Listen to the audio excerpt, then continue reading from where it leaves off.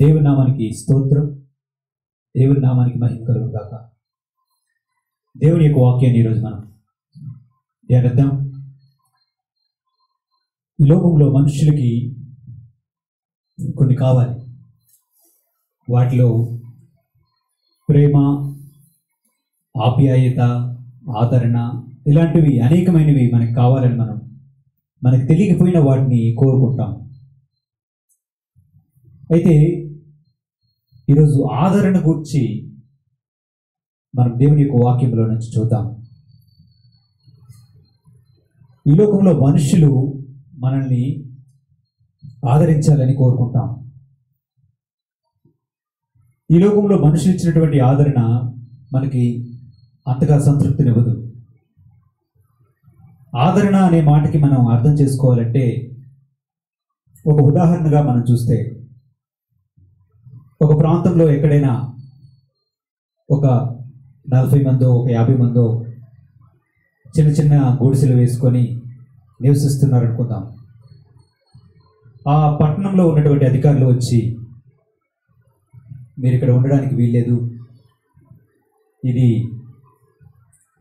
Commissioner గారి ఆజ్ఞ, మీరు వెంటనే ఇక్కడ నుంచి ఖాళీ చేయాలి, లేకపోతే ఇళ్ళన్నింటినీ కూడా నీ కూల్చివేస్తామని చెప్తే వారు ఎంతకీ కూడా ఒప్పుకోకుండా వారిని ఎదిరించి నిలిచి ఉన్నప్పటికీ ఏదో ఒక సమయంలో వచ్చి వారందరూ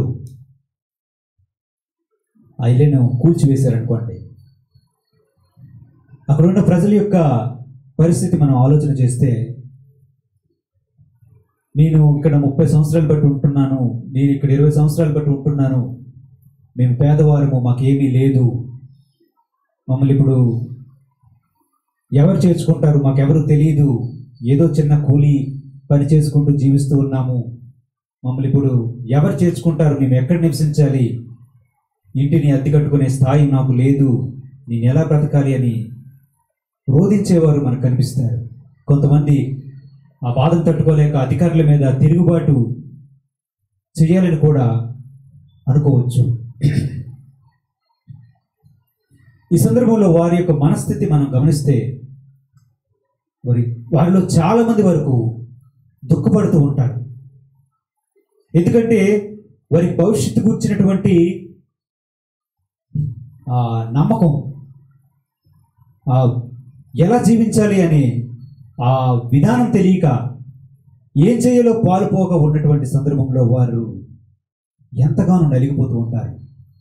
ఈ సందర్భంలో ఎవరైనా ఒక పెద్ద అధికారి వచ్చి, ఒక కలెక్టర్ స్థాయి వంటి అధికారి వచ్చి, లేదా ఒక మంత్రి స్థాయి ఉన్నటువంటి అధికారి వచ్చి మాట్లాడి, మీరేమీ బాధపడకండి, మిమ్మల్ని అందరినీ కూడా ఇదిగో అక్కడ కొన్ని ఇల్లు కట్టాము, ఆ ఇంట్లోనికి మిమ్మల్ని అందరినీ కూడా షిఫ్ట్ చేస్తాము, మిమ్మల్ని పట్టుకుని వెళ్తాము, రేపే మిమ్మల్ని అందరినీ పట్టుకుని వెళ్తామంటే వారి మనసులో అంతవరకు ఉన్నటువంటి దుఃఖము, వేదన, ఆ కోపం అంతా కూడా పోయి ఒకేసారిగా వారి మనసులు ఎలా ఆదరించబడతాయో ఒకసారి ఆలోచన చేయండి. ఈ లోకరీత్యా ఒక ఉదాహరణ మనము పరిశీలన చేస్తాం. కానీ మన సృష్టికర్త అయినటువంటి దేవుడు అంతకంటే గొప్పగా ఆదరించగలుగుతాడు. ఈ లోకంలో ఉన్నటువంటి మనుషుల యొక్క మాటలు మనల్ని ఆదరణ కలిగిస్తున్నట్టుగా కనిపించవచ్చు. వారు ఏదో చేస్తామని చెప్పచ్చు, వారు చేయకపోవచ్చు. కానీ వారి మాటలే మనుషులకు ఎంతో ఊరటిని, ఆదరణని, నెమ్మదిని కలిగిస్తే, సృష్టికర్త అయినటువంటి దేవుడు తన ప్రజల కోసము, తన యందు విశ్వాసం ఉంచిన వారి కోసం, తాను సృష్టించినటువంటి మనుషుల కోసం ఆయన చూపించే ఆదరణ ఎంత గొప్పదో దేవుని యొక్క వాక్యంలో మనం చూడొచ్చు. ఈ సందర్భంలో దేవుని యొక్క వాక్యాన్ని చూద్దాం. ఆదికాండం 21వ అధ్యాయంలో 8వ వచనం నుంచి చదువుతున్నాను. ఆ పిల్లవాడు పెరిగి పాలు విడిచెను. ఇస్సాకుకు పాలు విడిచిన దినమందు అబ్రహాము గొప్ప విందు చేసెను. అప్పుడు అబ్రహామునకు ఐగుప్తురాలైనటువంటి హాగరు కనిన కుమారుడు పరిశీలించుట శారా చూచి, ఈ దాసిని దీని కుమారుని వెళ్ళగొట్టుము. ఈ దాసి కుమారుడు నా కుమారుడైన ఇస్సాకుతో వారసుడై ఉండదుని అబ్రహాముతో అనెను. అతని కుమారుని బట్టి ఆ మాట అబ్రహామునకు మిక్కిలి దుఃఖము కలుగజేసెను. అయితే దేవుడు, ఈ చిన్నవాడిని బట్టి ఈ దాసిని బట్టి నీవు దుఃఖపడవద్దు. శారా నీతో చెప్పు ప్రతి విషయంలో ఆమె మాట వినుము. ఇస్సాకు వలన అయినదే నీ సంతానము అనబడును. అయినను ఈ దాసి కుమారుడును నీ సంతానమే కనుక అతని కూడా ఒక జనముగా చేస్తుందని అబ్రహాముతో చెప్పిన. కాబట్టి తెల్లవారినప్పుడు అబ్రహాము లేచి ఆహారమును నీళ్ల తిత్తిని తీసుకొని ఆ పిల్లవారితో కూడా హాగరునకు అప్పగించి ఆమె భుజం మీద వాటిని పెట్టి ఆమె పంపివేశాను. ఆమె వెళ్ళి బెయేర్షెబా అరణ్యములో అటు ఇటు తిరుగుచుండెను. ఆ తిత్తిలోని నీళ్లు అయిపోయిన తరువాత ఆమె ఒక పొద కింద ఆ చిన్నవాడిని పడవేసి, ఈ పిల్లవాని చావు నేను చూడలేను అనుకొని ఇంటి వేత దూరం వెళ్ళి అతనికి ఎదురుగా కూర్చుండెను. ఆమె ఎదురుగా కూర్చుండి ఎలుగెత్తి ఏడ్చెను. దేవుడు ఆ చిన్నవాని మరణ వెరెను. అప్పుడు దేవుడి దూత ఆకాశం నుండి హాగరును పిలిచి, హాగరు, నీకేమి వచ్చినది? భయపడకము. ఈ చిన్నవాడున్న చోట దేవుడు వారి స్వరం విని ఉన్నాడు. నీవు లేచి ఆ చిన్నవాడిని లేవనెత్తి నీ చేత పట్టుకొను, వారిని గొప్ప జన్మగా చేసేదని ఆమెతో అనెను. చదవబడినటువంటి దేవుని యొక్క వాక్యంలో మనం ఒక నలుగురు వ్యక్తులను చూస్తున్నాం. ఒకటి అబ్రహాము, రెండవది శారా, మూడవది దాసి అయినటువంటి హాగరు, నాలుగవది అబ్రహామునకు దాసి అయినటువంటి హాగరు కలిగినటువంటి ఇస్మాయేలు. ఈ నలుగురు వ్యక్తులు ఉన్నారు ఇక్కడ. ఈ వాక్య భాగంలో చూస్తే ఈ నలుగురికి 4 రకాల బాధలు ఉన్నాయి. ఒక్కొక్కరు ఒక్కొక్కలా బాధపడుతున్నారు. శారా విషయాన్ని మనం చూస్తే ఇస్సాకు పుట్టిన తర్వాత చాలా సంతోషపడింది. పడిన తర్వాత ఆ ఇస్సాకు పాలు విడిచే దినమందు అబ్రహాం ఒక విందును చేస్తే చాలా సంతోషంగా ఆ విందును జరిపిస్తూ ఉన్నారు. జరిపిస్తూ ఉంటే ఈ హాగరు యొక్క కుమారుడైనటువంటి ఇస్మాయేలు పరిహసించాడంట. బహుశా ఎగతాళిగా వేళాకాలంగా ఏదో చేశాడో మాట్లాడాడు. ఇది చూసినటువంటి శారా గారికి కోపం మండింది. శారా గారి యొక్క క్యారెక్టర్ మనం పరిశీలన చేస్తే ఆమె ఎంతగానో ప్రేమిస్తుందో ఆమెకు కానీ కోపం వచ్చిందంటే అంత తేడా చూపిస్తుంది. బైబిల్లో మనం దేవుని యొక్క వాక్యంలో చూస్తే శారా యొక్క మనస్తత్వాన్ని మనం పరిశీలన చేస్తే అంతకుముందు హాగరుని ఆమె ఒక దాసి అయినప్పటికీ తన భర్త అయినటువంటి అబ్రహామునకు ఒక భార్యగా ఇచ్చింది. భార్యగా ఇచ్చి వివాహం చేసినట్లుగా చేసింది. అయితే ఎప్పుడైతే హాగరు గర్భాన్ని ధరించిందో హాగరు కొంచెము ప్రవర్తన మారింది, ఆమె చూపు మారింది. శారాను హీనముగా చూడటం చూసింది. అంతవరకు శారా ఎంతగానో ప్రేమించింది హాగరుని. దాసి అయినప్పటికీ కూడా తాను ఉండవలసినటువంటి స్థానంలో హాగరుని పెట్టి తనకు బదులుగా అబ్రహాముకు భార్యగా ఉంచింది. అంటే ఆమె ఎంతగా ప్రేమిస్తుందో ఒక దాసిని తీసుకుని వచ్చి భార్యగా చేసింది. ఆమె యొక్క చూపు ఎప్పుడు మారిందో ఆమెకు ఒళ్ళు మండిపోయింది. ఈమె వెళ్ళగొట్టవా అని అబ్రహాంతో మాట్లాడేది. ఆ సందర్భంలో హాగరు బయటికి వెళ్ళిపోవడం మనము దేవుని యొక్క వాక్యంలో చూస్తాం. ఇది ఈ అబ్రహాము నాకు హాగరుకు ఇస్మాయిలు పుట్టే సందర్భంలో ఉంది. అప్పుడు అబ్రహాం వయసు 86 సంవత్సరాలు. ఇప్పుడు ఇస్సాకు పుట్టినప్పుడు అబ్రహామునకు 100 ఏళ్ళు.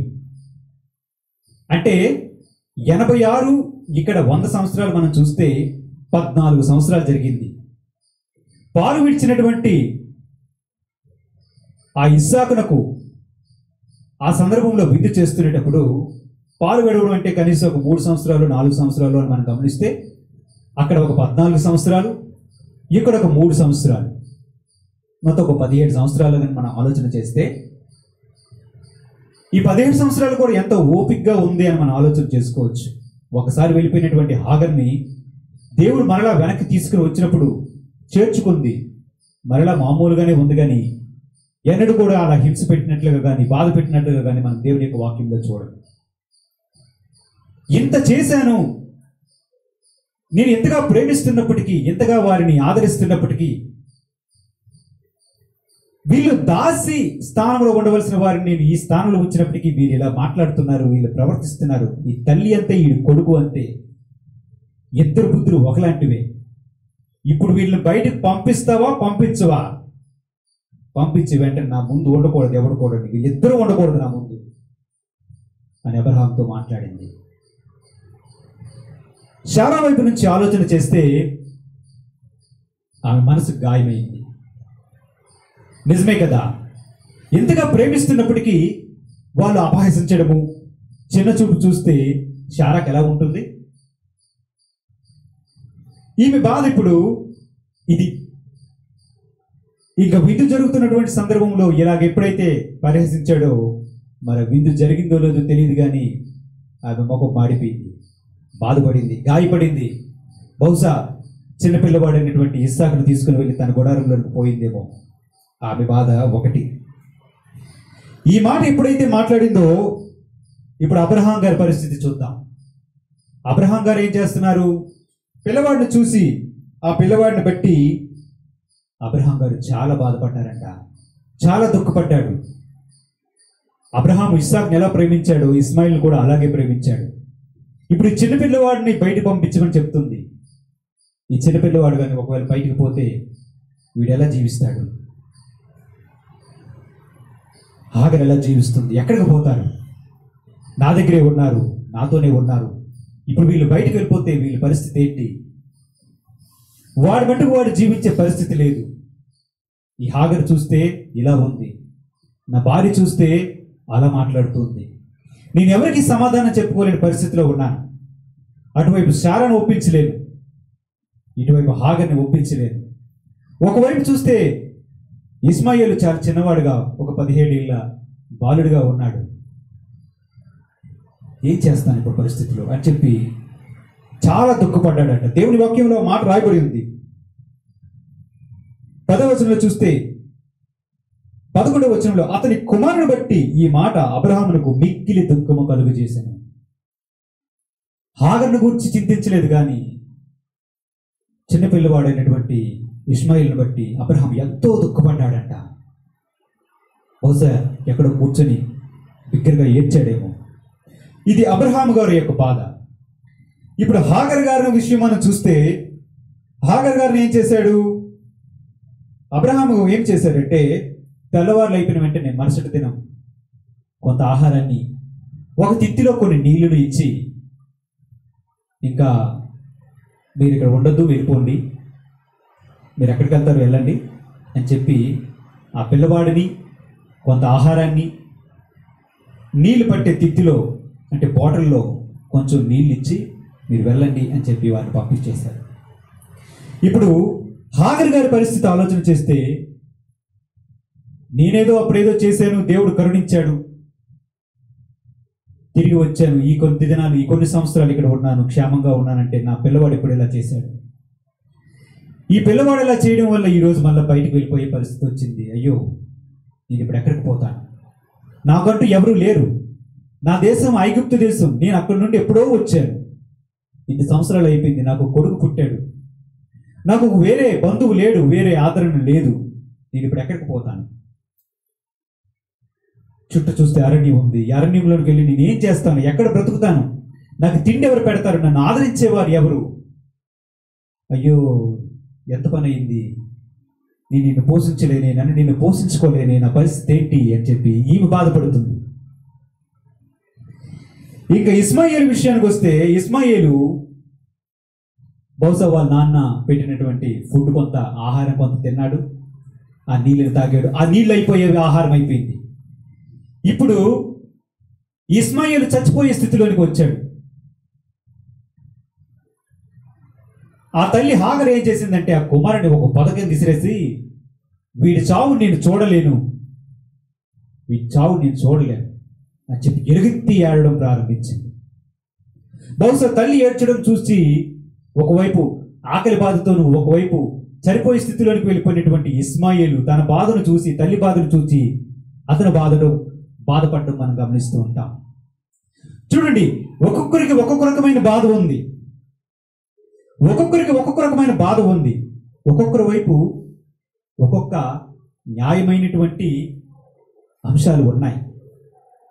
ఒకరి వైపు నుంచి ఒకరిని చూస్తే ఒకరు దోషిగా కనిపిస్తారేమో, కానీ దేవుడు వారిని చూసే విధానం వేరే. దేవుడు వీరి నలుగురిని తన పద్ధతిలో ఆదరించడం మనం దేవుని యొక్క వాక్యంలో చూస్తాం. ఆయన ఆదరించే విధానాన్ని మనం బైబిల్ యొక్క వాక్యంలో చూస్తే, శారా విషయానికి వస్తే అబ్రహాంతో ఏం చెప్పాడు దేవుడు? ఏం చెప్పాడు?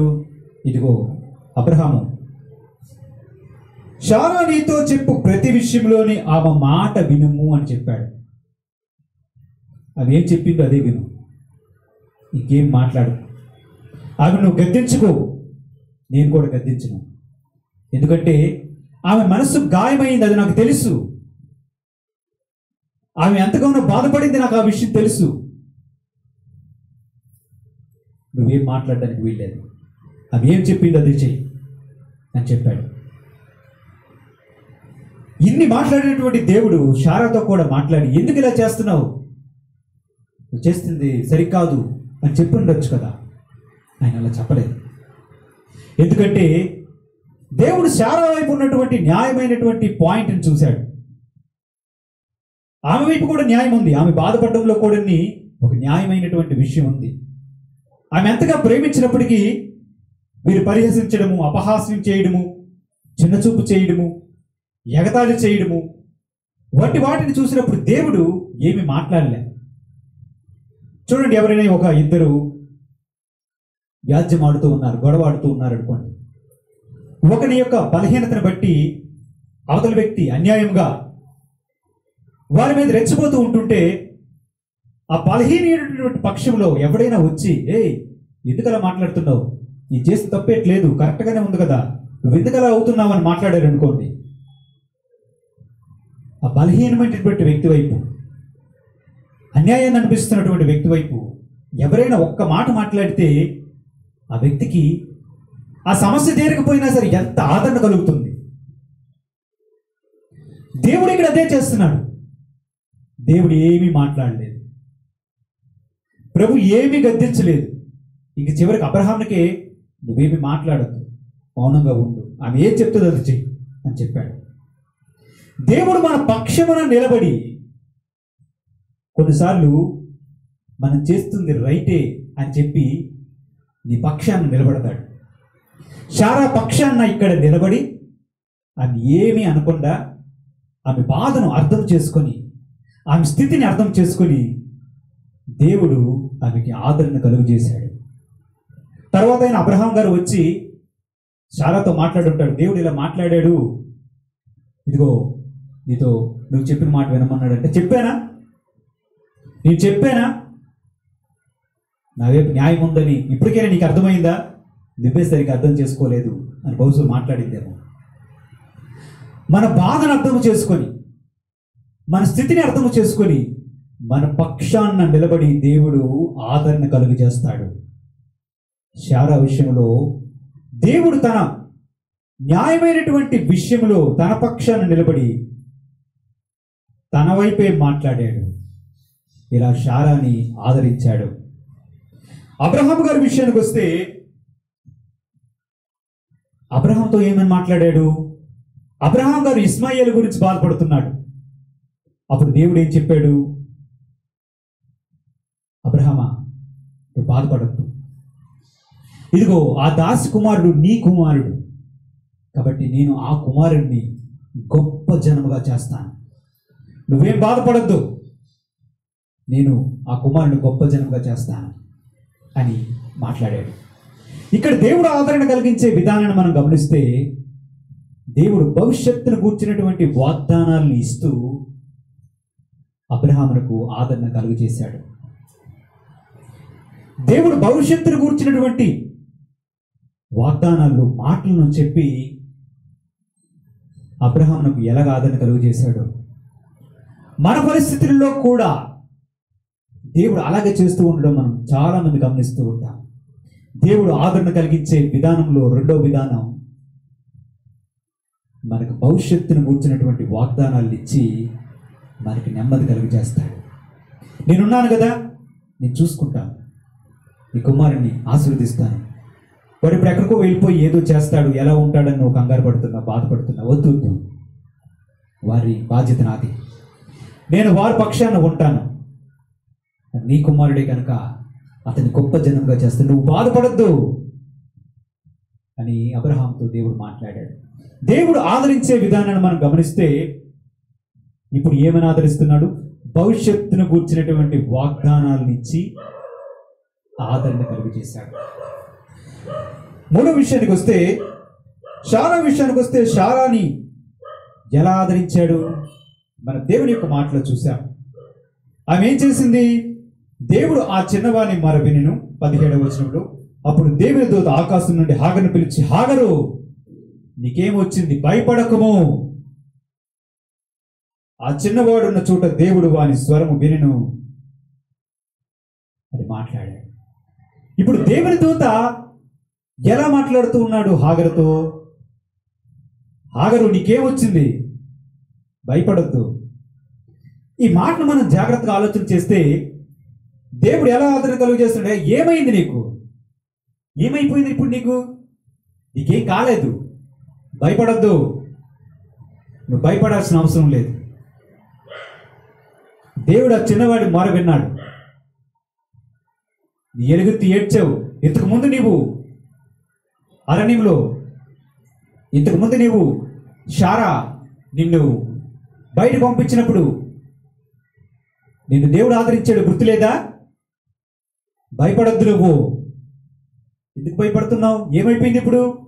ఎవరైనా వచ్చి ఏదైనా జరిగింది అనుకోడు, వెంటనే వచ్చి ఏమైంది ఇప్పుడు, ఏం కాలేదు నీకు అని అంటే వారికి కొంత ఆదరణ కలుగుతుంది. ఇప్పుడు దేవుడు ఆదరించే విధానాన్ని చూడండి. ఏమని చెప్తున్నాడు? భయపడవద్దు అని చెప్తున్నాడు. దేవుడు ఆదరించే విధానాన్ని మనం పరిశీలన చేస్తే ఇప్పుడు దేవుడు ఒక మాట చెప్తున్నాడు హాగరుతో. ఏమని చెప్తున్నాడు? వాణ్ణి గొప్ప జనముగా చేసేదను. దేవుడు ఆ చిన్నవాడి మొర విన్నాడు. అంతేకాకుండా 20వ వచనంలో దేవుడు ఆ చిన్నవానికి తోడై ఉన్నాడు అని చెప్పాడు. అటువంటి పరిస్థితులలో దేవుడు ఆదరించే విధానం చూస్తే ఇప్పుడు ఏం కాలేదు నీకు, ఎందుకలా బాధపడుతున్నావు? ఊరికి ఎందుకే కంగారు పడిపోతున్నావు? నేనున్నాను కదా, ఏం భయపడకు. ఆ చిన్నవాని గురించి నువ్వేం కంగారు పడకు, ఆ చిన్నవాని మొర విన్నాడు అని దేవుడు చెప్పాడు. ఈ హాగరు గారిని దేవుడు ఇంతకు మునుపు కూడా ఇలాగే ఆదరణ కలిగించాడు. ఒకసారి ఆదికాండం 16వ అధ్యాయంలో మనం చూస్తే 8వ వచనంలో 7వ వచనంలో, యెహోవా దూత అరణ్యములో నీటి బొగ్గు యొద్ద, అనగా షూరు మార్గములో బొగ్గు యొద్ద ఆమెను కొనుగొని, శారాయి దాసువైన హాగరు, ఎక్కడి నుండి వచ్చితివి, ఎక్కడికి వెళుచున్నావని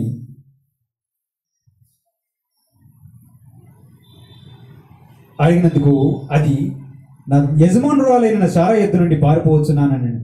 అప్పుడు యెహోవా దూత, నీ యజమానురాలు యొద్దకు తిరిగి వెళ్ళి ఆమె చేతి క్రింద అణిగి ఉండమని దానితో చెప్పాను. మరియు యెహోవా దూత, నీ సంతానం నిశ్చయముగా విస్తరింపజేస్తుంది, అది లెక్కింప వీలైనంత విస్తారమగునని దానితో చెప్పాను.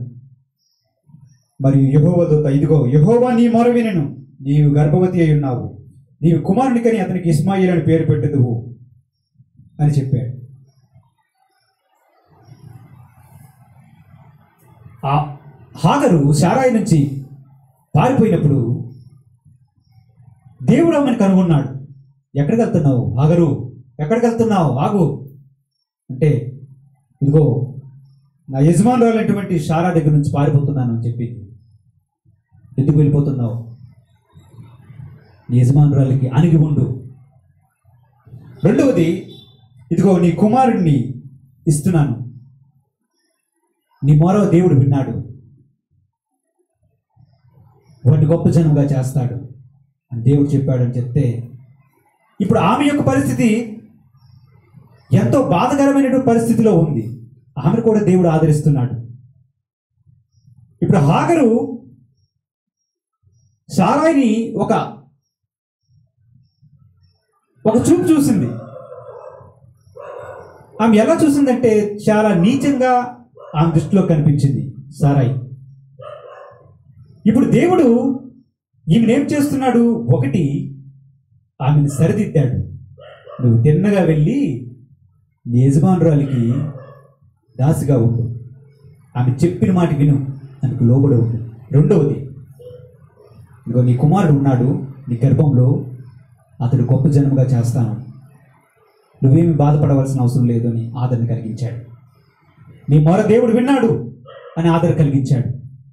ఇప్పుడు దేవుడు హాగర్ని ఆదరణ కలిగించే విధానాన్ని మనం గమనిస్తే, ఒకటి, మన ప్రవర్తనలో తన ప్రవర్తనలో ఉన్నటువంటి లోటుపాట్లను సరిచేసి తర్వాత ఆదరణ కలిగించినట్లుగా చూస్తున్నాం. దేవుని యొక్క ప్రేమ ఎంత గొప్పది అంటే, ఒకవేళ మనుషుల వైపు తప్పు ఉన్నప్పటికీ ఆయన ఆదరణ కలిగించడానికి సిద్ధంగా ఉంటాడు.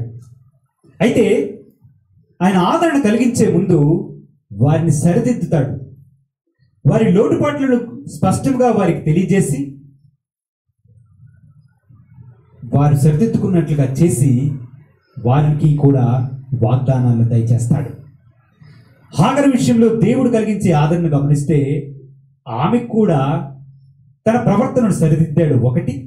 రెండవది, ఇస్మాయిలును గూర్చి భవిష్యత్తు గురించి వాగ్దానాలు ఇచ్చి ఆమెకు ఆదరణ కలుగు చేశాడు. ఈ స్థితిలో మనం 21వ అధ్యాయంలో చదువుకున్నట్లుగా ఇప్పుడు ఈ చిన్నవాడు చనిపోతున్నటువంటి సందర్భంలో ఇప్పుడు కూడా హాగరు నీకేమొచ్చింది, భయపడొద్దు, ఎందుకు భయపడుతున్నావు? ఇంతకు ముందు చెప్పిన మాట జ్ఞాపకం లేదా? ఇంతకు ముందు దేవుడు నీతో మాట్లాడిన మాట జ్ఞాపకం లేదా? చిన్నపిల్లవాడు చనిపోతే నీ చెప్పిన మాట ఏమవుతుంది? కొన్ని గొప్ప జనంగా చేస్తానని చెప్పాను, మాట మర్చిపోయావా?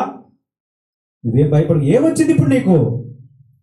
ఇప్పుడు దేవుడు ఆదరించే విధానాన్ని మనం గమనిస్తే ఆయన మనకు చేసిన వాగ్దానాన్ని గుర్తు చేస్తూ ఇప్పుడు ఏమైంది? నేను ఆల్రెడీ మాట ఇచ్చాను కదా, ఇంతకుముందు చెప్తానని చెప్పాను కదా, ఇంతకుముందు చేస్తానని చెప్పాను కదా, మరలా ఎందుకు కంగారు పడుతున్నావు అని ఆమెకు ఆదరణ కలిగి చేశాడు. దేవుడు ఆదరణ కలిగించే మూడో విధానం ఏమిటంటే మన ప్రవర్తనను సరిదిద్దుతాడు. అంతేకాకుండా గతంలో ఇచ్చినటువంటి వాగ్దానాల్ని గుర్తు చేస్తూ ముందుకు నడుపుతాడు. ఇప్పుడు ఇస్మాయిలుకి ఏ విధంగా ఆదరణ కలుగు చేశాడో దేవుని యొక్క వాటిలో చూద్దాం. ఏం చేశాడు? తన మొర విన్నాడు. రెండవది, దేవుడు ఏం చెప్పాడంటే దేవుడు ఆ చిన్నవానికి తోడై ఉన్నాడు అని చెప్పాడు. బహుశా ఇస్మాయిలు 17 సంవత్సరాలు అయిపోయింది కదా, కొంచెం ఊహ తెలిసి ఉండొచ్చు. మా నాన్న నన్ను ఇక్కడ పంపించేశాడు, మా అమ్మని నన్ను బయటికి పంపించేశాడు, ఇప్పుడు నా పరిస్థితి ఏంటి? నేను ఈ చుట్టుపక్కల ఎక్కడ ఉంటాను, నేను ఏం తింటాను? నన్ను బహుశా భయపడ్డాడేమో, ఏడ్చి ఉండొచ్చు. ఒకవైపు తిండి లేదు, ఒకవైపు బాధపడుతున్నాడు. అతడు కూడా ప్రార్థన చేశాడు. అందుకే దేవుడు చెప్పాడు, ఆ చిన్నవాని యొక్క మొర విన్నాను అని దేవుని యొక్క దూత మాట్లాడడం మనం చూస్తాం. అంతేకాకుండా దేవుడిచ్చినటువంటి మాట ఏమిటంటే, నేను వారికి తోడుగా ఉన్నాను, నేను వారికి తోడై ఉంటాను అని ఒక మాటని ఇస్మాయిలు విషయంలో ఇచ్చి దేవుడు ఆదరణ కలుగు చేశాడు. దేవుడు ఆదరణ కలుగు చేసే విధానం ఏమిటంటే వారికి తోడుగా ఉండి ఆదరణ కలుగు చేయడం. మనం యోసేపు విషయంలో చూస్తాం. యోసేపు అనేకమైనటువంటి శ్రమ పడ్డాడు. ఆ శ్రమల్లో కూడా దేవుడి యొక్క మాటలో ఏం రాయబడి ఉంది? దేవుడు శ్రమలో అతనికి తోడై ఉన్నాడు. దేవుడు ఆదరించే విధానం ఏమిటంటే, పరిస్థితులు మారకపోవచ్చు కానీ, సమస్య తీరకపోవచ్చేమో కానీ, మన పక్కనే ఉంటానని చెప్పాడు. దేవుడు ఆదరించే ఇంకొక విధానం మన పక్కనే ఆయన ఉంటానని చెప్పడం. అంతేకాకుండా దేవుని యొక్క మాటలో చూస్తే లూకా సువార్త 7వ అధ్యాయంలో 12వ వచనం చదువుతున్నాను. ఆయన ఆ ఊరి గమని యొద్దకు వచ్చినప్పుడు చనిపోయిన ఒకడు వెలుపలకు మోసుకొని పడుచుండెను. అతని తల్లికి అతడొక్కడే కుమారుడు, ఆమె విధవరాలు. ఆ ఊరి జనులు అనేకులు ఆమెతో కూడా ఉండేది. ప్రభువు ఆమెను చూచి ఆమె యందు కనికరపడి ఏడవద్దని ఆమెతో చెప్పి దగ్గరికి వచ్చి పాడిని ముట్టెను. ముట్టగా మోయిచున్నవారు నిలిచిరి. ఆయన, చిన్నవాడా, లేమని నీతో చెప్పుచున్నాననగా ఆ చనిపోయిన వాడు లేచి కూర్చుండి మాట్లాడసాగెను. ఆయన అతని తల్లికి అప్పగించెను. ఇప్పుడు యేసు ప్రభు నాయీను అని ఒక ఊరికి వెళ్తున్నాడు. ఆ ఊరికి వెళుతుంటే అక్కడ ఒక చనిపోయినటువంటి వ్యక్తిని మోసుకుంటూ పోతూ బయటికి వెళ్తూ ఉన్నారు ప్రజలు. ఆ పాడి మీద ఒక అతను ఉన్నాడు, అతని తల్లి కూడా పక్కనే ఉంది. అనేక మంది ఊరి జనులు గుంపుగా బయటికి వెళ్తూ ఉన్నారు. ఆ తల్లి విపరీతంగా ఏడుస్తూ ఉంది. ఈ తల్లి పరిస్థితి చూస్తే ఆమె విధవరాలు ఒకటి, రెండవది ఆమెకు ఒకే ఒక కుమారుడు ఉన్నాడు. ఆ కుమారుడు కూడా ఇప్పుడు చనిపోయాడు. ఈమె తల్లి యొక్క బాధని ఆ ఊరిలో వాళ్ళు అనేక మంది వచ్చి, బాధపడకు, మేమందరూ ఏదో ఒక సహాయం చేస్తాం, మేము ఏదో ఒక విధంగా మిమ్మల్ని ఆదుకుంటాను నేను అని ఎన్నో మాటలు ఎంతో మంది చెప్పుండొచ్చు. ఒకవేళ ఆ మాటలే ఆమెకి ఆదరణ కలిగించి ఉంటే ఈ పాడి మోసుకుంటూ వెళ్ళిపోతున్నటువంటి సందర్భంలో ఆమె ఇంకనూ ఏడవలసిన అవసరం ఏముంది? మనుషుల మాటలు మనకి ఆదరణ కలుగు చేయలేవు. వారి నోటి మాటతో ఏదైనా మనకి కాస్త ఉపశమనం కలిగిస్తున్నట్టు కనిపిస్తుందేమో కానీ మన నిజంగా ఆదరించేవాడు మన ప్రభువు అయిన క్రీస్తే. ఆయన మనుషుల ఆంతర్యంలో ఎరిగినవాడు, ప్రతి ఒక్కరి పరిస్థితి ఎరిగినవాడు. ఇంతకుముందు మనం చదువుకునేటటువంటి శారా యొక్క మనస్సులో, ఆమె యొక్క హృదయంలో గాయాన్ని బాగా చూచినవాడు. ఇప్పుడు ఆ తల్లి మనసులో ఉన్నటువంటి బాధను ఆయన బాగా అర్థం చేసుకున్నాడు. ఆయనకు అర్థం చేసుకునే మనస్సు ఉంది. ఆయన ఎవరిని ఏ విధంగా ఆదరించాలో, ఏ విధంగా వారికి ఆదరణ కలుగు చేయాలో బాగుగా ఎరిగిన వాడు ప్రభు అయిన క్రీస్తే. యేసు క్రీస్తు దగ్గర ఆదరణ ఉంది. ఆయన దగ్గరికి వస్తే మనకు ఆదరణ లభిస్తుంది. మనము యేసు ప్రభు శిలువ మీద వేలాడుతున్నప్పుడు కూడా ఆయన ఈ పనిని చేస్తున్నట్లుగా, ఈ ఆదరణ కలిగించినట్లుగా చూస్తాం. తన తల్లి అయినటువంటి మరియను చూసి ఏమన్నాడు? ఇదిగో నీ కుమారుడని తాను ప్రేమించినటువంటి యోహాను చూపించాడు. యోహాను చూపించి ఇదిగో నీ తల్లి అని చూపించి వారిద్దరి మధ్య తల్లి కుమారుల సంబంధాన్ని ఏర్పరిచి, అమ్మ నేను వెళ్ళిపోతున్నానని నువ్వు బాధపడవద్దు, నేను లేని లోటును నన్ను ప్రేమించినటువంటి యోహాను తీరుస్తాడు. ఇక మీదట నా స్థానంలో నన్ను ప్రేమించిన యోహానే నిన్ను కూడా తల్లిగా ప్రేమిస్తాడు. ఆమె నీ కుమారుడు, ఆయనే నీ కుమారుడు, ఈమె నీ తల్లి అని అప్పచెప్పాడు. ఇప్పుడు యేసు ప్రభు ఆదరించే విధానం మనం గమనిస్తే ఇక్కడ ఏం చేస్తున్నాడు? మొదటగా వెళ్ళి ఆమెతో ఏం చెప్పాడంటే ఏడవద్దు అని చెప్పాడు. రెండవది చూస్తే ఏం చేశాడు? ఆ పాడిని ముట్టి చిన్నవాడా లే అని చెప్తే దిగ్గున లేచి కూర్చుండి మళ్ళా ప్రాణం అతనికి వచ్చినట్లుగా చేశాడు. వచ్చి ఆ తల్లికి ఆ కుమారుని అప్పచెప్పి ఆమె కన్నీటిని తుడిచాడు. మన దేవుడు ఆదరణ కలిగించే విధానంలో ఇదొక విధానం. దీనిలో ఏమిటంటే మన పరిస్థితులను బాగుగా అర్థం చేసుకోవడమే కాక దానికి సంబంధించి మాట్లాడుతూ, అవసరమైతే దేని నిమిత్తం మనం చింతిస్తున్నామో, దేని నిమిత్తం మనం బాధపడుతున్నామో దాన్ని మనకి అనుగ్రహించి ఆయన ఆదరణ కలుగు చేస్తాడు. ఇప్పుడు ఇక్కడ యేసు ప్రభు ఆ తల్లికి ఆదరణ కలిగించాలని అనుకున్నాడు. ఆమె మాటలకి ఏమాత్రము ఆదరణ పడడం లేదు. ఇప్పుడు క్రియ చేయవలసి వచ్చింది. ఇక నేను ఈ కుమారుడిని తీసుకొని వచ్చి ఆ తల్లికి అప్పు చెప్తాను, అప్పుడు కానీ ఈమె మనస్సు నెమ్మలపడదని చెప్పి ఆ కుమారుని అనుగ్రహించాడు. దేవుడు ఆదరించే ఇంకొక విధానం, మనకు ఏది అవసరమో, దేని నిమిత్తం చింతిస్తున్నామో దాన్ని మనకు అనుగ్రహించి ఆదరణ కలుగు చేస్తాడు. ఇంకొక వాక్య భాగాన్ని చివరిగా చూద్దాం. యోహాను సువార్త 14వ అధ్యాయంలో 15వ వచనం చదువుతున్నాను. మీరు నన్ను ప్రేమించిన యెడల నా ఆజ్ఞలను గైకొందురు, నేను తండ్రిని వేడుకొందును, మీ యొద్ద ఎల్లప్పుడూ ఉండుటకై ఆయన వేరొక ఆదరణకర్తను, అనగా సత్యస్వరూపియగు ఆత్మను మీకు అనుగ్రహించును. లోకము ఆయనను చూడదు, ఆయనను ఎరుగుదు గనుక ఆయన పొందనేరదు.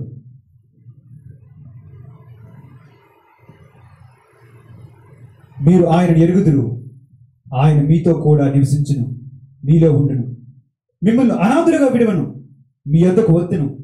కొంతకాలమైన తరువాత లోకము నన్ను మరి ఎన్నడూను చూడదు, అయితే మీరు నన్ను చూతురు. నేను జీవించుతున్నాను గనుక మీరును జీవితురు. యేసు ప్రభువు తన శిష్యులను ఏర్పరచుకొని పిలుచుకున్నాడు. ఒక్కొక్కరు వారి వారి పనులు చేసుకుంటూ వారి వారి కుటుంబాలతో ఉండేటప్పుడు, నా వెంబడి రండి, మిమ్మల్ని మనుషులు పట్టు జాలరులుగా చేస్తానని చెప్పాడు. ఆయన మాట విని వీరందరూ ఏం చేశారు? తల్లిని, తండ్రిని, సమస్తాన్ని, వారికి ఉన్న వాటిని, వారి వృత్తులను విడిచిపెట్టి యేసు ప్రభువును వెంబడించడం ప్రారంభించారు. ఇంకా యేసు ప్రభువే వారికి సమస్తం, ఇంక ఏమీ లేదు. ఆయనతోనే ఉండడం, ఆయనతోనే ప్రార్థన చేయడం, ఆ సువార్త కార్యక్రమంలో పాల్గొనడం, ఆయనతో పాటే నివసించడం, ఇదే పనిగా వారు పెట్టుకున్నారు. సుమారుగా 3.5 సంవత్సరములు యేసు ప్రభు వారితో సువార్తను ప్రకటిస్తూ, వారితో పాటు ఉంటూ, వారి మధ్యలోనే ఉంటూ, వారితో మాట్లాడుతూ వారికి ఎంతగానో ప్రేమ చూపించాడు. అయితే యేసు ప్రభు ఇప్పుడు వెళ్ళవలసిన సమయం వచ్చింది. తిరిగి తండ్రి యొద్దకు వెళ్ళవలసిన సమయం వచ్చింది. ఇప్పుడు శిష్యులు ఏ విధంగా బాధపడతారో, వారు ఏ విధంగా వారి మనసులో ఆలోచన చేస్తారో యేసు ప్రభువుకి బాగా తెలుసు. ఇప్పుడు నేను వెళ్ళిపోతాను కనుక, ప్రభు నేను మిమ్మల్ని వెంబడించి మేము వచ్చాము, నువ్వు వెళ్ళిపోతే ఎలా, నువ్వు ఉంటావని వచ్చాము, ఇప్పుడు 3.5 సంవత్సరాలు బట్టి నీతో ఉన్నాం, ఇప్పుడు నువ్వు వెళ్ళిపోతే మేమేమైపోతాం, మా పరిస్థితి ఏంటి, మళ్ళీ మేమేం చెయ్యాలి, అన్ని విడిచిపెట్టే కదా మీ దగ్గరికి వచ్చాము, ఇప్పుడు నువ్వు వెళ్ళిపోతానంటావేంటి, నువ్వు తండ్రి దగ్గరికి వెళ్తున్నావు అని చెప్తున్నావు, నువ్వు ఎక్కడికి వెళ్తున్నావో మాకు తెలియదు, ఇప్పుడు మేము ఏం చేయాలి, మా పరిస్థితి ఏంటి. ఇప్పుడు శిష్యుని యొక్క మనసులో ఒక రకమైనటువంటి బాధ ఏర్పరచబడబోతుంది. అదేంటంటే, తమ గొర్రెల కాపరి అయినటువంటి క్రీస్తు అతను వారి వద్ద నుంచి వెళ్ళిపోబోతున్నాడు. ఈ సందర్భంలో వారు బాధపడతారు. అందుకు ప్రభు ఏం చెప్తున్నాడు? ఆయన ఏం చెప్పాడంటే, మిమ్మల్ని అనాథులుగా విడవను, మీ యొద్దకు నేను వస్తాను. నేనేనని మీరు బాధపడవద్దు, నేను తండ్రి యొద్దకు వెళ్తున్నాను. నా స్థానంలో మీతో పాటు ఉండడానికి నేను వేరొక ఆదరణకర్తను, అంటే పరిశుద్ధాత్మను మీ యొద్దకు పంపిస్తాను. పరిశుద్ధాత్మ నా స్థానంలో మీలో ఉంటాడు, మీ దగ్గర ఉంటాడు, మీకు ఆదరణ కలుగు చేస్తాడు. ఆయన పేరు ఆదరణకర్త. ఈ ఆదరణకర్తను మీ దగ్గరికి పంపిస్తాను, మీతో పాటు ఉండి అన్ని విషయాలను మీకు బోధిస్తాడు. దేవుని యొక్క మాటలో చూస్తే యేసు ప్రభు చెప్తున్నాడు, ఏమని చెప్తున్నాడు? 25వ వచనంలో, నేను మీ యొద్ద ఉండగానే ఈ మాటలు చెప్పి తిని ఆదరణకర్త, అనగా తండ్రి తన నామమున పంపబోవు, నా నామమున పంపబోవు పరిశుద్ధాత్మ సమస్తమును మీకు బోధించి నేను మీతో చెప్పిన సంగతులన్నీ మీకు జ్ఞాపకం చేయను. ఇప్పుడు పరిశుద్ధాత్మ నేను పంపిస్తాను. మీరు అనాథలైపోయారు అనుకోవద్దు, ఊరికనే నన్ను వెంబడించారని మీరు అనుకోవద్దు, మీరు బాధపడవద్దు. నేను కూడా మిమ్మల్ని విడిచిపెట్టి ఉండలేను. నేను తండ్రి యొద్దకు వెళ్తున్నాను, అక్కడ నివాసాలని సిద్ధపరుస్తాను. నేను వచ్చే సమయం ఉంది, మీరు కూడా నా దగ్గరికి వచ్చే సమయం ఉంది. అప్పుడు మనమందరం కలిసి ఒకే దగ్గర వద్దాం. నేను వెళ్ళిపోతున్నానని మీరు చింతించవద్దు.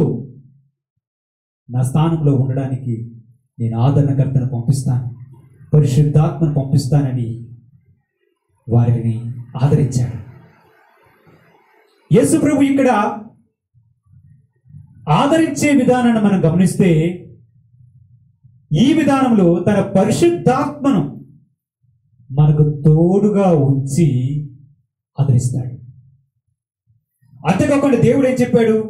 23వ వచనంలో, ఒకడు నన్ను ప్రేమించిన యెడల వాడు నా మాట గైకొనును, అప్పుడు నా తండ్రి వాణ్ణి ప్రేమించును, మేము వాని యొద్దకు వచ్చి వాని యొద్ద నివాసము చేతుము అని చెప్పాడు. శిష్యులారా, పరిశుద్ధాత్మ మీతో పాటు ఉంటారు. అలాగే నేను వస్తాను, అలాగే మన తండ్రి అయిన ప్రభువు కూడా మీతోనే ఉంటాడు. అయితే లోకం చూడదు, లోకం వీరిని అంటే మమ్మల్ని గమనించలేదు, కానీ మీరు నన్ను చూస్తారు. అదే మాట ఆయన చెప్పాడు. లోకము నన్ను మరి ఎన్నడూ చూడదు, అయితే మీరు నన్ను చూతురు, కాబట్టి మీరు కలవరపడద్దు, మీ హృదయాన్ని కలవరపడనివ్వద్దు. నేను మీతోనే ఉంటాను, మీకు తోడుగా ఉంటాను అని ఆదరించాడు.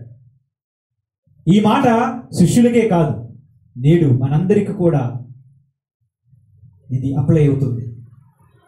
ఎలాగనగా దేవుడు తన పరిశుద్ధాత్మ ద్వారా అన్ని విషయాల్ని మనకు బోధిస్తాడు. ఒకటి. రెండవది, మనకు తోడుగా ఉండి మనల్ని నడిపిస్తాడు. ఈ విధంగా కూడా దేవుడు మనకి ఆదరణ కలుగు చేస్తాడు. ఇంతవరకు దేవుని యొక్క మాటలో మనం చూసిన విషయాలు గమనిస్తే, దేవుడు ఆదరణ కలిగించే విధానాలను మనము ఒకటొకటిగా చూస్తే, చాలా విషయంలో తన పరిస్థితిని గమనించి తన పక్షమున ఉండి, తన విషయంలో న్యాయం ఉందని, తను చేసే ప్రవర్తనలో న్యాయం ఉందని ఆమె పక్షాన్ని నిలబడ్డాడు. ఇది ఆయన ఆదరించే విధానంలో ఒకటి. అబ్రహాము విషయంలో ఆదరణ కలిగించే విషయాన్ని మనం ఆలోచన చేస్తే, భవిష్యత్తును కూర్చున్నటువంటి వాగ్దానాలను చేసి ఆదరించాడు. శారాయి విషయంలో మనం గమనిస్తే అలా చేశాడు, అబ్రహాం విషయంలో ఇలా చేశాడు. హాగరు విషయంలో గమనిస్తే ఇచ్చిన వాగ్దానాల్ని మరొకసారి జ్ఞాపకం చేస్తూ ఆమెను ఆదరించాడు. ఇస్మాయిల్ విషయంలో గమనిస్తే వారికి తోడుగా ఉండి ఆదరించాడు. నాయను అనే ఊరిలో చనిపోయినటువంటి కుమారుడి విషయంలో, ఆ తల్లి విషయంలో తనకు ఏదైతే పోయిందో తిరిగి దాన్ని ఇచ్చి తన కన్నీటిని తుడిచి ఆదరించాడు. శిష్యుల విషయంలో ఏ విధంగా ఆదరించాడంటే, పరిశుద్ధాత్మను మీకు ఇస్తాను, నేను మీ యొద్దకు వచ్చి నివసిస్తాను, మీరేమి కంగారు పడవద్దు, కలవరపడవద్దు అని చెప్పి ఆదరించాడు. కాబట్టి దేవుడు కలిగించే ఆదరణ మనుషులు కలిగించే ఆదరణ కంటే గొప్పదని మనం గుర్తించాలి. దేవుడు మనకి తన ఆదరణకర్తను కూడా ఇచ్చి మనల్ని నడిపిస్తాడు. ప్రార్థన చేసుకుందాం. స్తోత్రములు ప్రభువా, తండ్రి కుమార పరిశుద్ధాత్మ తండ్రి, మీ పాదములకు వందనాలు, స్తుతులు, స్తోత్రములు ప్రభువా. తండ్రి, నీవే మా తండ్రివి, తల్లివి, ఆదరణకర్త అయినటువంటి దేవుడు తండ్రి. ఈ లోకంలో మనుష్యులు చూపించే ఆదరణకర్త, నీ ఆదరణ గొప్పది ప్రభువా. ఈ వాక్య భాగంలో నీవు ఎన్ని విధములుగా మమ్మల్ని ఆదరించాలనుకుంటున్నావో వాటన్నిటినీ మాకు తెలియజేసినందుకు, బయటపరిచినందుకు వందనాలు ప్రభువా. నీ వాక్యం వింటూ ఎవరైతే ఆదరణ లేక ఉన్నట్లయితే, ఆదరణకర్త అయినటువంటి దేవుడు నీవని, చూచుచున్న దేవుడు నీవని, వాగ్దానములు ఇచ్చే దేవుడు నీవని, నీ పక్షమున వారి పక్షమున నిలిచే దేవుడు నీవని, వారికి తోడుగా ఉండే దేవుడు నీవని, ఆదరణకర్త అయిన పరిశుద్ధాత్మను వారికి ఇచ్చి వారితో ఉండే దేవుడు నీవని వారు గుర్తించి నీ నామం ఆదరణ పొందినట్లుగా, నీ వైపు తిరిగినట్లుగా సహాయం చేయమని, వింటున్నటువంటి వారి హృదయంలో ఈ వాక్యంను ఫలింపజేయమని మా ప్రభువును రక్షకుడైన యేసుక్రీస్తు నామమున అడుగుచూ ప్రార్థన చేస్తున్నాను తండ్రి. ఆమేన్.